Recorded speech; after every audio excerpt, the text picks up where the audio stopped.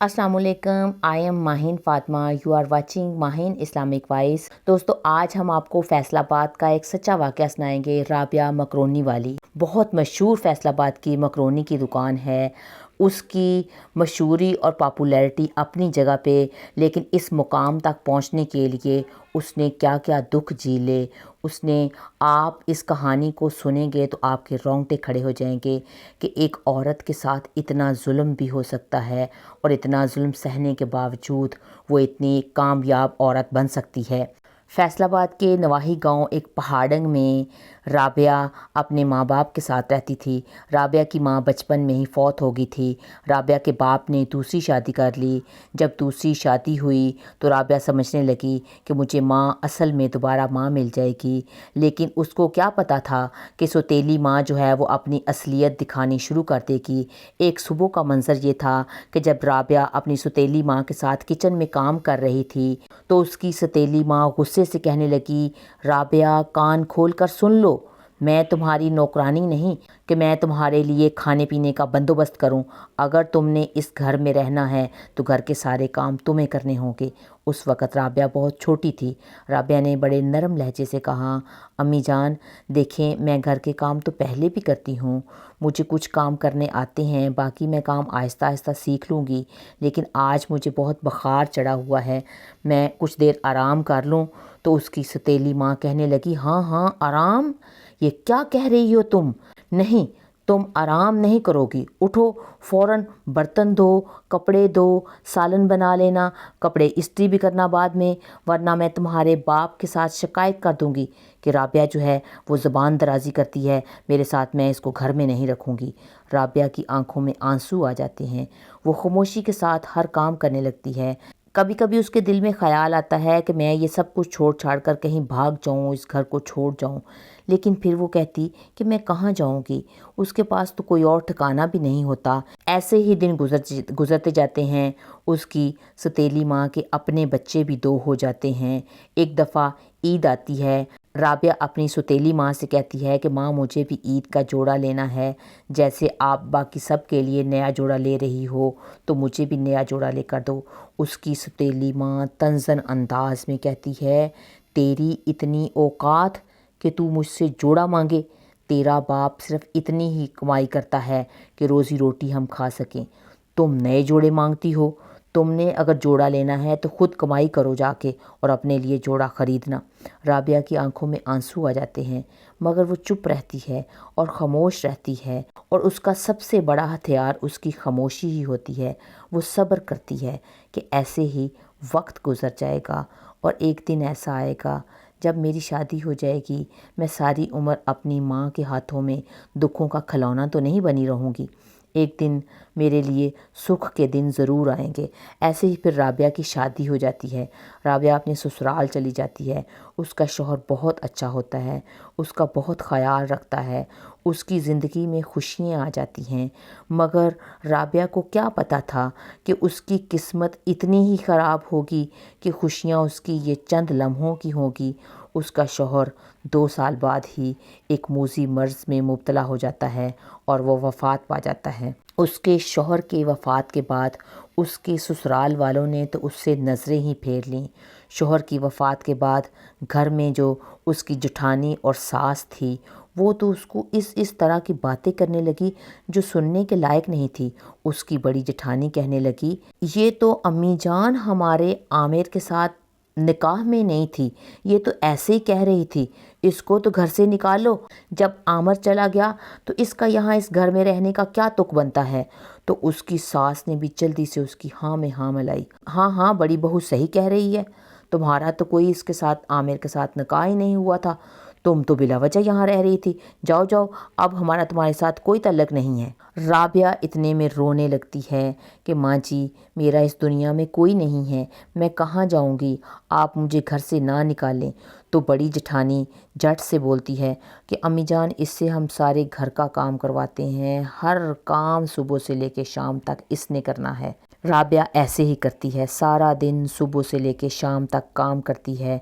राबिया एक बेटी की माँ होती है। कभी सास उसको आके बात करती है تم نے تو بیٹی کو جنم دیا، بیٹے کو جنم نہ دے سکی کہ کوئی وہ کمائی کر کے لا سکتا، تم تو کسی کام کے لائق نہیں ہے۔ دن رات اس سے کام کروایا جاتا اور ساتھ میں تانے بھی دیے جاتے۔ رابعہ روزانہ صبح سے شام تک کام کرتی اور اکثر وہ بیمار بھی ہو جاتی، کسی تکلیف میں بھی ہوتی تو کسی کو اس کی کوئی پرواہ نہیں ہوتی۔ ایک دن رابعہ بہت زیادہ بیمار تھی اور وہ کچن میں کھڑی کام کر رہی تھی۔ کچن میں کام کرتے کرتے وہ زمین پہ گر جاتی ہے۔ بڑی جٹھانی کا شوہر جب اس کو دیکھ لیتا ہے تو وہ بھاگ کے آ کے پوچھتا ہے، بھابھی آپ کو کیا ہوا؟ جب وہ اس کو ہاتھ لگاتا ہے تو اس کو تو تیز بخار ہوتا ہے۔ وہ کہتا بھابھی آپ کو تو بہت زیادہ بخار ہے۔ اوپر سے اس کی جٹھانی آ جاتی ہے اور وہ تو پھر اس وقت وہ اس کو تانے دیتی ہے رابعہ کو، کہتی تم تو غلط ہو، تم نے میرے شوہر کے ساتھ چکر چلائے ہوئے ہیں۔ اتنی اس کو بد زبانی کرتی ہے، اتنی باتیں کرتی ہے اس کی جٹھانی۔ کہتی ہے رابعہ آگے سے کہتی ہے، بھابھی میں بیمار ہوں، مجھے بخار ہوا ہے، میں تو نیچے گر گئی تھی تو بھائی پوچھ رہے تھے کہ کیا ہوا ہے۔ کہتی تم ڈرامے باز ہو، تم بیماری کا بہانہ کرتی ہو، تم کام سے جان چھڑانا چاہتی ہو، تم دفع ہو جو میرے گھر سے۔ وہ رابعہ کو اپنے گھر سے دھکے دے کے باہر نکالنے لگتی ہے۔ رابعہ کا بھی یہ سب جملے سن کر صبر کا پیمانہ لبریز ہو جاتا ہے۔ رابعہ اپنی بیٹی کو ساتھ لیتی ہے اور وہ گھر سے باہر نکل جاتی ہے۔ آنکھوں میں اس کے آنسو ہوتے ہیں، دل اس کا ٹوٹا ہوا ہوتا ہے، لیکن ٹوٹے ہوئے دل کے ساتھ وہ خواب لیے پھرتی ہے کہ میں اپنی بیٹی کو کہاں لے کے جاؤں، میں اپنی بیٹی کو کوئی آشیانہ کیسے دلاؤں۔ وہ یوں ان سوچوں میں گم ہوتی ہے کہ میں اپنے میکے اپنی سوتیلی ماں کے پاس چلی جاؤں، میں کہاں جاؤں۔ ایسے بیماری کی حالت میں جب وہ سوچ رہی ہوتی ہے تو وہ بے ہوش ہو جاتی ہے، بے ہوش ہو کے دڑام زمین پہ گر جاتی ہے۔ اس کی بیٹی بھاگ بھاگ کے ادھر ادھر روڈ پہ گاڑیوں کو روکتی ہے، کوئی میری ماں کو بچا لے، کوئی میری ماں کو بچا لے، لیکن اس وقت کوئی بھی گاڑی وہاں رکتی نہیں ہے کہ رابعہ کی مدد کر سکے۔ اتنے میں ایک ٹھیلے والا آ رہا ہوتا ہے۔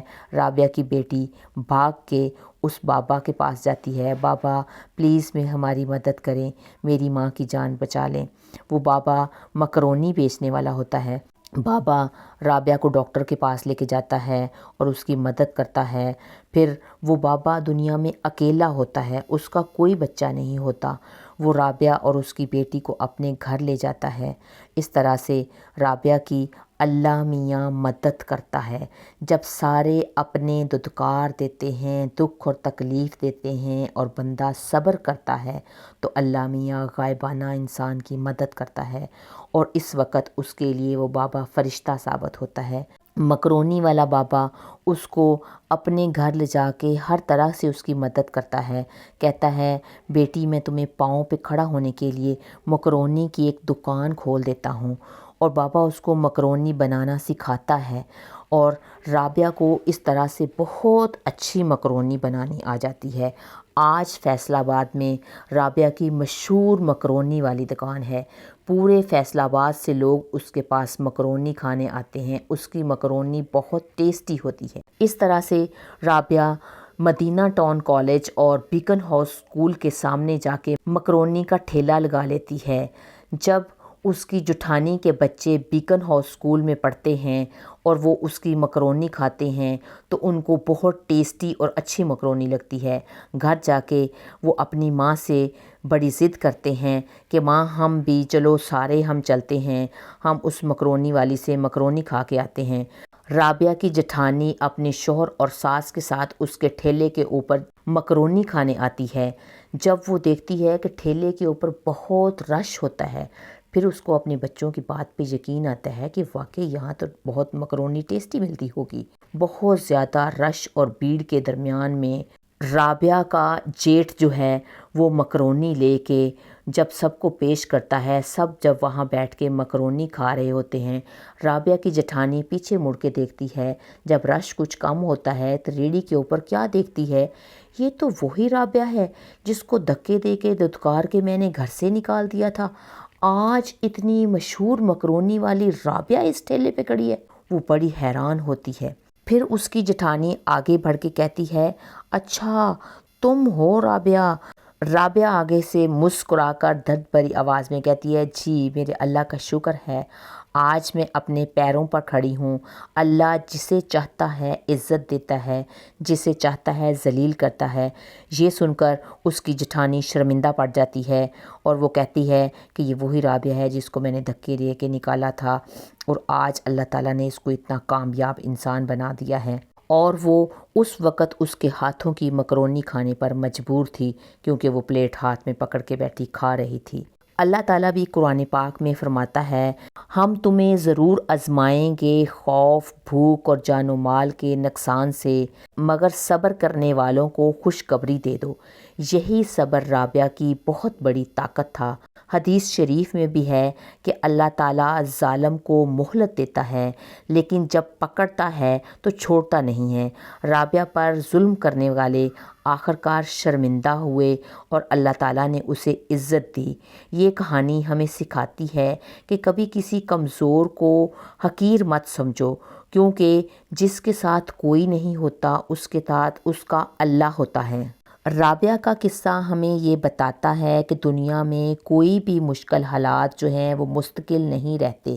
اگر انسان اللہ کی رضا میں راضی رہے، اللہ انسان کو جس حال میں بھی رکھے اس حال میں خوش رہے، تو اللہ اس کی ضرور مدد کرتا ہے۔ اس کہانی میں آپ نے دیکھا کہ رابعہ دکھ اور تکلیفوں کو برداشت کرتی ہے اور اللہ کی مدد پہ یقین رکھتی ہے، تو اس کا یہ جو مشکل وقت تھا وہ آسانی سے گزر جاتا ہے، اور رابعہ دکھوں کے باوجود بھی اللہ پر بھروسہ رکھتی تھی، اور آخر اللہ تعالیٰ نے اس کی تقدیر بدل دی۔ جیسے حدیث شریف میں بھی آتا ہے کہ جو اللہ پر یقین رکھتا ہے اللہ تعالیٰ اس کی مدد ضرور کرتا ہے۔ اللہ ہر بیٹی کے نصیب اچھے کرے، اور یوں رابعہ جو ہے فیصل آباد کی مشہور اور کامیاب مکرونی والی ہے، ہر کوئی اس سے کھانے آتا ہے۔ یہ تھی آج کی سٹوری۔ امید کرتی ہوں آج کی میری سٹوری آپ کو اچھی لگی ہوگی۔ آپ نے اس ویڈیو کو لائک بھی کرنا ہے اور میرے چینل ماہین اسلامک وائس کو سبسکرائب بھی کرنا ہے۔ فی امان اللہ۔